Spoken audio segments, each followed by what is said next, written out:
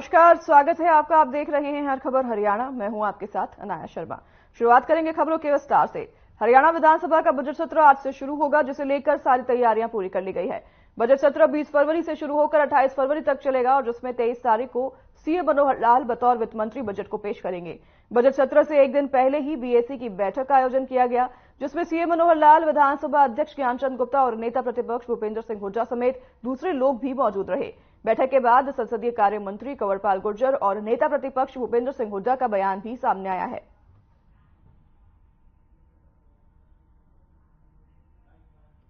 सरकार जो लेके आई है 28 तक का सेशन का कार्यक्रम, मैंने कहा इसको और बढ़ाओ। हम दे रहे हैं, उसमें डिस्कशन की जरूरत चाहिए, तो जैसा समय होगा देखेंगे। मैंने देखा इसको और बढ़ाना चाहिए।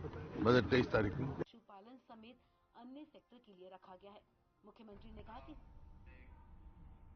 शिक्षा मंत्री कंवरपाल गुर्जर का बजट को लेकर बयान सामने आया है। कंवरपाल गुर्जर ने कहा कि सीएम पहले लोगों से जानकारी जुटाते हैं, उसके बाद ही बजट तैयार किया जाता है, इसलिए बजट में आलोचना करने जैसा कुछ नहीं होता।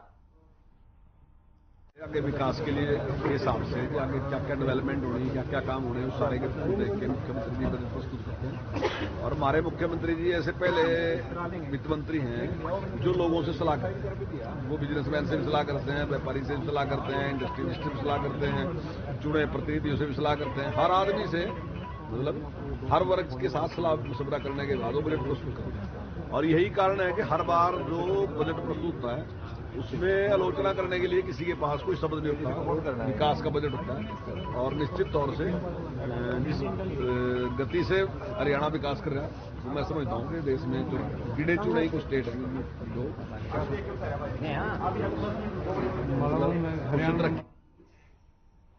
हरियाणा कांग्रेस अनुसूचित जाति विभाग के नवनियुक्त प्रदेश अध्यक्ष मनोज बागड़ी का पदभार ग्रहण कार्यक्रम का आयोजन हुआ। इस दौरान हरियाणा कांग्रेस के अध्यक्ष उदय भान ने कहा कि मनोज बागड़ी को जिम्मेदारी दी गई है, तो वहीं उदय भान ने किसानों के आंदोलन को लेकर सरकार पर भी निशाना साधा है। उदय भान ने कहा कि किसान आज आंदोलन करने पर मजबूर हैं, सीमाओं को सील कर दिया गया है, इससे आम जनता को भी परेशानी हो रही है।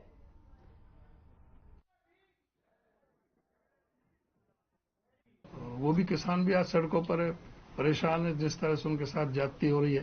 पहली बार है कि सरकार ही सड़क खोद रही है, रास्ते कील कांटे बिछा रही है लोगों के। तो ये बहुत ही एक अन्यायपूर्ण रवैया किसान के प्रति सरकार का जो चल रहा है, तो उसकी वजह से परेशानी है। सारा हरियाणा परेशान है, पंजाब परेशान है, सारे देश का जो किसान है वो बड़ी टकटकी लगा करके देख रहा है कि भाई ये सरकार किस तरह से किसानों के साथ में जो अन्याय पर उतरा हुआ है।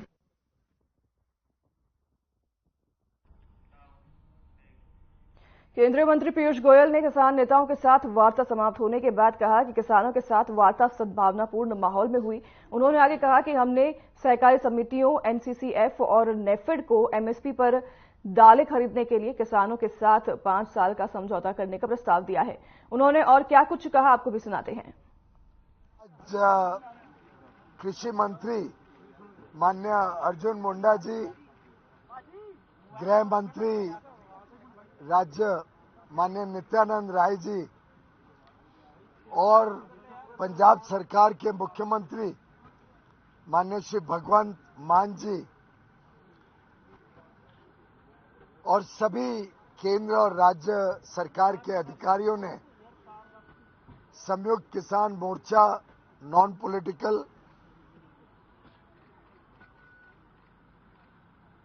और भारतीय किसान मजदूर यूनियन और अन्य कुछ किसान संगठनों के प्रतिनिधियों के साथ बहुत ही अच्छे वातावरण में एक सकारात्मक चर्चा, नए विचारों के साथ, नई सोच के साथ कैसे भारत के किसानों के हित में जो माननीय प्रधानमंत्री नरेंद्र मोदी जी ने 10 वर्ष में अलग अलग काम किए, उसको और आगे बढ़ाने के हिसाब से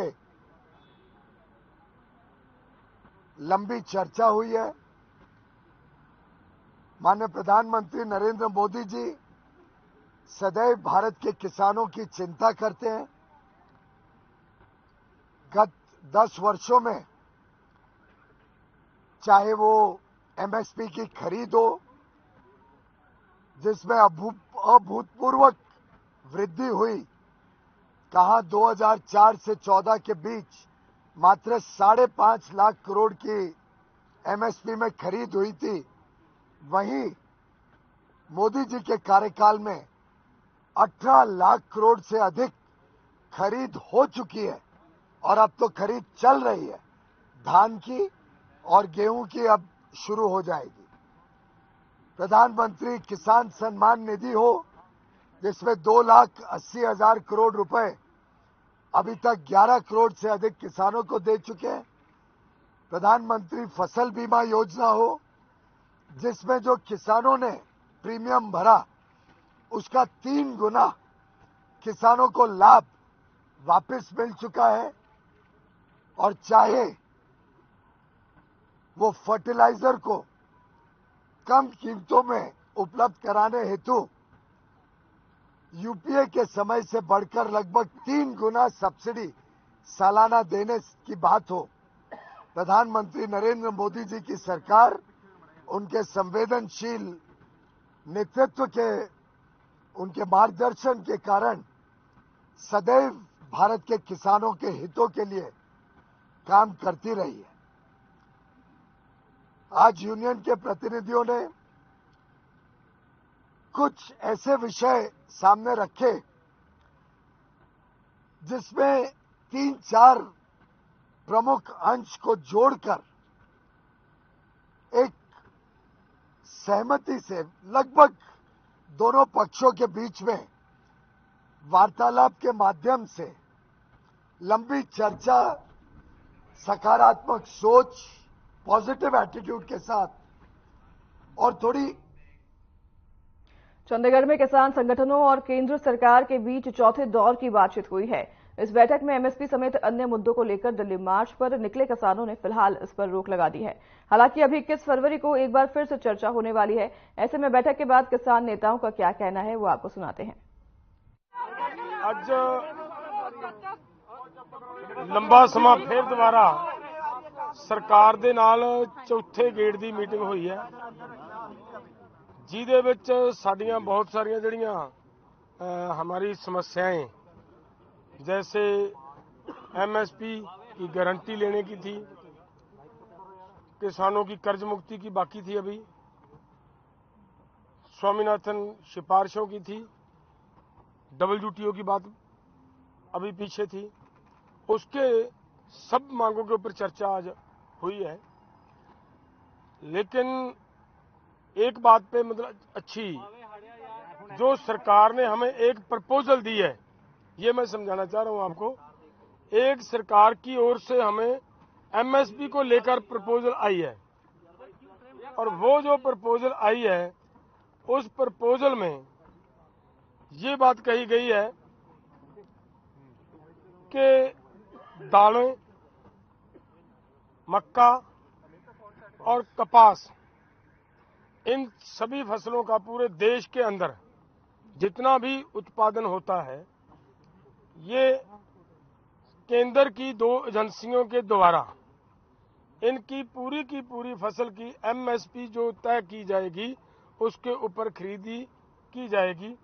और उन्हीं ही जो एजेंसीज हैं केंद्र की, उन्हीं के द्वारा हमारे साथ लिखित में उनका कॉन्ट्रैक्ट लिखा जाएगा हमारे साथ कि ऐसा ऐसे मतलब उनका फैसला हुआ है। बाकी बात पंधेर साहब बताएंगे। देखिए, जैसे डलेवाल साहब ने बताया कि अभी कर्ज मुक्ति के ऊपर और C2 प्लस 50% जो डॉक्टर स्वामीनाथन जी का फार्मूला उनके ऊपर, और जो हमने लिखा था गन्ना C2 प्लस 100% उनके ऊपर, और बहुत सारी अन्य मांगों के ऊपर अभी वार्ता करके निष्कर्ष निकालना बाकी है। और जो एमएसपी के ऊपर जो मंत्री महोदय ने आपको बोल के भी प्रस्ताव दिया है, तो ये प्रस्ताव ला रहे हैं, ये एक बात ये आई है। तो उसके ऊपर हम लोग अपने फॉर्मों में विचार विमर्श करेंगे और जो माहिर हैं उससे भी राय लेंगे कि जो प्रपोजल आई है वो देश हित में, किसान मजदूर के हित में, खेती सेक्टर में हित में क्या सही है क्या गलत है, उसके ऊपर निर्णय बाद में करेंगे। या तो कल सुबह होगा या शाम को या परसों सुबह सब बातें हो जाएंगी। और जो मंत्री महोदय ने भी कहा भी जो मांगे रह रही हैं उनके ऊपर सरकार भी जाकर विचार चर्चा करेगी, ठीक है। और तीसरी बात भी इसीलिए पहले तो और था, जब सरकार कुछ बात के ऊपर विचार विमर्श करने के लिए सोच रही है, कुछ बात अपने आप से बोल दी है, इसीलिए आज 18 में है, 19-20 का समय मिलेगा। और दूसरा जो हमारा कार्यक्रम है 21-11 बजे वो उधर जो दिल्ली जाने का कार्यक्रम है वो स्टैंड बाय है, वो हम क्लियर करते हैं, ठीक है ना। 21 को 11 बजे हम अपने दोनों फोरमों में विचार कर लेंगे। अच्छा होगा, सरकार भी और हम भी पूरा जतन करेंगे कि मिल बैठ के ये मसलों का हल हो जाए। अगर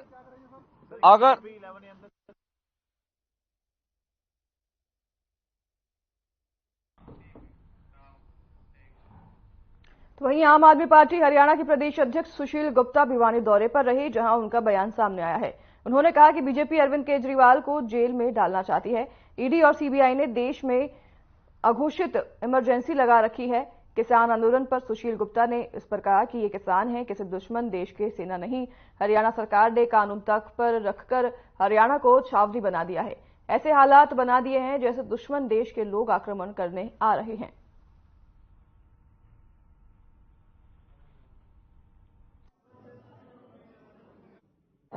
आज हरियाणा के अंदर हरियाणा सरकार ने चारों तरफ से हरियाणा को बंधक बना के रखा हुआ। किसान आंदोलन के नाम पे सरकार इंटरनेट बंद करके बैठी हुई है, पंजाब बॉर्डर को बंद करके बैठी हुई है, चंडीगढ़ बॉर्डर को बंद करके बैठी हुई है, दिल्ली बॉर्डर को बंद करके बैठी हुई है। लोगों का आवागमन खत्म हो गया। भयंकर नुकसान अर्थव्यवस्था का इससे हो रहा है। इंटरनेट बेस्ड सारी सर्विसेज रुक चुकी हैं। लोगों के जो ब्याह शादी रिश्तों के लिए इधर उधर आना जाना बंद हो चुका है, व्यापार बंद हो चुका है, आवागमन ट्रांसपोर्ट के अंदर घट गया है। ये स्थिति हरियाणा के अंदर है। और किसान आज से 3 साल पहले लगभग 1.25 साल तक आंदोलन पे बैठा। 750 किसानों ने शहादत दी। प्रधानमंत्री ने 3 काले कानून माफी मांग के वापस।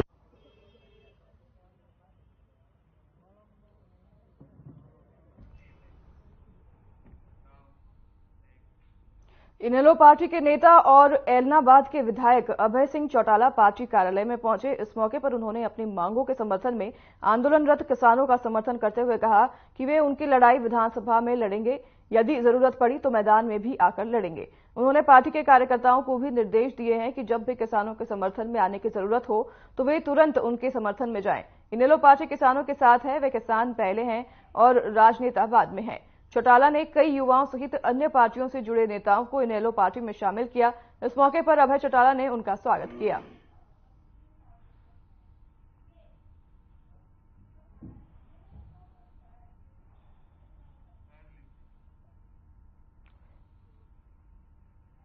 अभय चौटाला पार्टी कार्यालय पहुंचे, जहां पर उन्होंने किसान को समर्थन देने की बात कही और उन्होंने कहा कि मैं एक पहले किसान हूं, फिर उसके बाद राजनेता हूं। और किसान के चल रहे आंदोलन पर उन्होंने टिप्पणी करते हुए कहा कि किसानों के समर्थन में हम खड़े रहेंगे, विधानसभा में भी इसकी लड़ाई लड़ेंगे। और साथ ही उन्होंने कई युवाओं को अपनी पार्टी में शामिल किया। तस्वीरों में आप देख सकते हैं अभय चौटाला कई युवाओं को इनेलो पार्टी में शामिल करते हुए।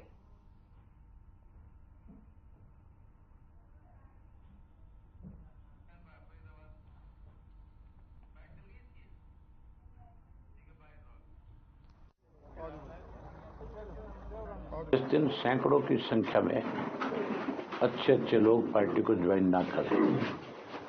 अब तो जो एक्स विधायक है वो भी शामिल हो रहे हैं। आज की तारीख में इस पिछले 6 महीने से जिस किस्म के हालात देश की राजनीति करे, हर आदमी जो थोड़ा मोटा राजनीति को नजदीकी तौर से जानता है, समझता है, उसका राजनीतिक लोगों के ऊपर से विश्वास उठ गया।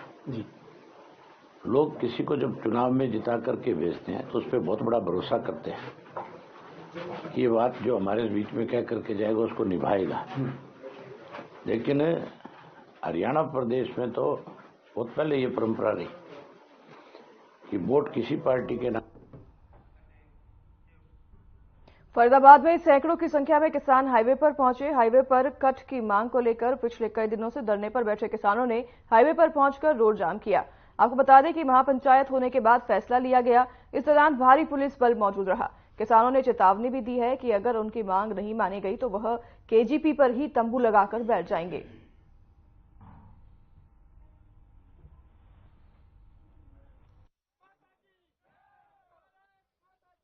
देखो, सीएम साहब मोहना गांव को कट की घोषणा करके गए थे, कट दे के गए थे, पनेरा गांव में आए थे भंडारे में।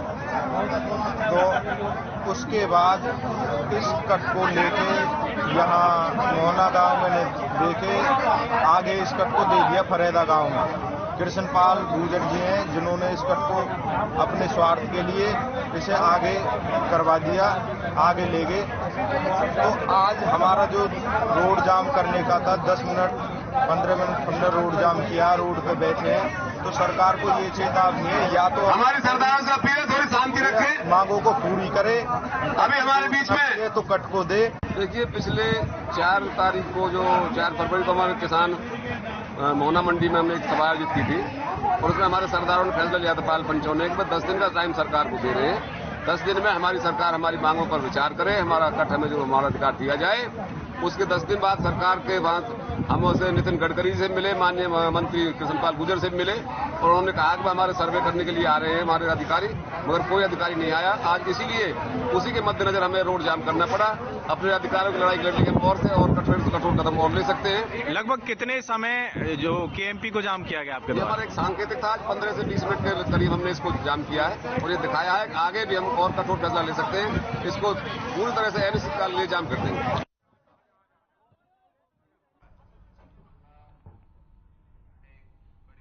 उसी बीच इस वक्त की बड़ी खबर आपको बता दें, हरियाणा विधानसभा का बजट सत्र आज से शुरू होने वाला है। 28 फरवरी तक बजट सत्र चलेगा। सदन की कार्यवाही राज्यपाल के अभिभाषण से आज कुछ ही देर में शुरू होगी। 20 से 21 फरवरी को राज्यपाल के अभिभाषण पर फिर चर्चा होगी और 22 फरवरी को मुख्यमंत्री मनोहर लाल बतौर वित्त मंत्री बजट पेश करेंगे। 22 फरवरी को कांग्रेस अविश्वास प्रस्ताव लाएगी। 23 फरवरी को मुख्यमंत्री मनोहर लाल बतौर वित्त मंत्री बजट को पेश करेंगे। बड़ी खबर आपको बता रहे हैं, कुछ ही देर में बजट सत्र शुरू होने वाला है और 20 और 21 फरवरी को राज्यपाल के अभिभाषण पर चर्चा होगी। आज राज्यपाल अपना अभिभाषण देंगे और फिर 23 तारीख को मुख्यमंत्री बतौर वित्त मंत्री बजट पेश करेंगे। 28 फरवरी तक ये बजट सत्र चलने वाला है। सदन की कार्यवाही राज्यपाल के अभिभाषण से आज कुछ ही देर में शुरू होगी।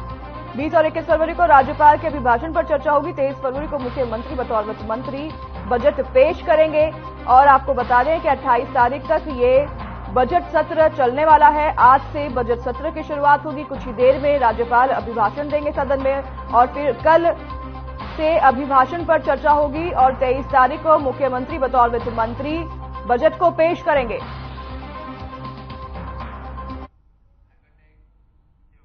चलिए इसके साथ आगे बढ़ेंगे खबरों में। हरियाणा कांग्रेस विधायक दल की बैठक हुई, जहां कांग्रेस विधायक दल की बैठक के बाद पूर्व सीएम एवं नेता विपक्ष भूपेंद्र सिंह हुड्डा ने बयान दिया।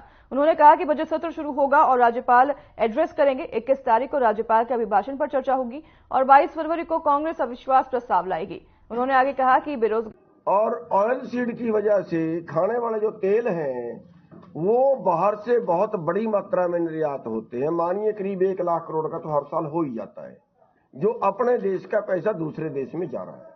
और दूसरा उसका नुकसान ये हुआ कि जो गेहूं का एरिया था वो बदल के सरसों के नीचे चला, वो जो सरसों का एरिया था वो बदल के गेहूं के नीचे चला गया। गेहूं का उत्पादन फालतू है।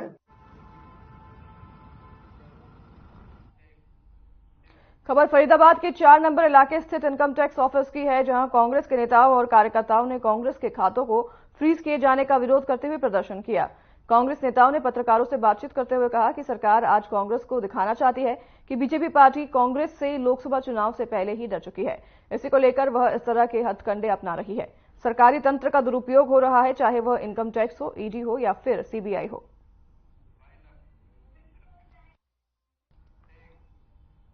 चलिए तो फिलहाल उस बुलेटिन में हमारे साथ बस इतना ही है। आपसे लेंगे विदा। नमस्कार।